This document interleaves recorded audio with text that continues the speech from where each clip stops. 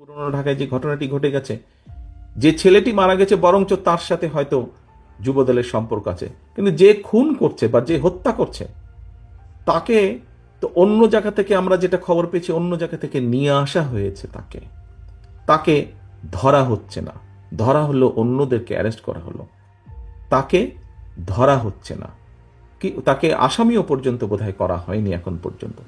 কেন হয়নি, কেন ধরা হচ্ছে না? আমাদের পক্ষ থেকে তো একবারও বলা হয়নি যে তমুককে ধরা যাবে না, অমুককে ধরা যাবে, একবারও তো এই কথাটি বলা হয়নি। আমরা বরাবর বলে দিচ্ছি, একটু আগে যেটি আপনাদের সামনে বলেছি, বরাবর আমরা বলেছি অন্যায়কারী আইনের দৃষ্টিতে তার বিচার হবে। দলের সাথে তার কি সম্পর্ক, কিচ্ছু যায় আসে না তাতে। তাকে দল কোনো রকম প্রশ্রয় দিবে না। কেউ যদি কোনো অন্যায় করে থাকে, তাহলে প্রশাসন ধরছে না কেন তাকে?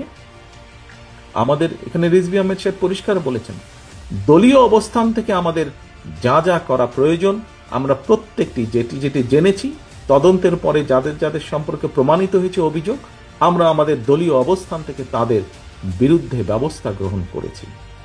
আইন শৃঙ্খলা বাহিনী কেন তাহলে বসে আছে? আইন শৃঙ্খলা বাহিনীকে চালায় কে? বিএনপি তো চালায় না, চালাচ্ছে তো সরকার। তাহলে সরকার কেন ব্যবস্থা নিচ্ছে না তাদের বিরুদ্ধে? সেটি দলেরই হোক বা সেটি অন্য কোনো লোকই হোক, কেন ব্যবস্থা নিচ্ছে না?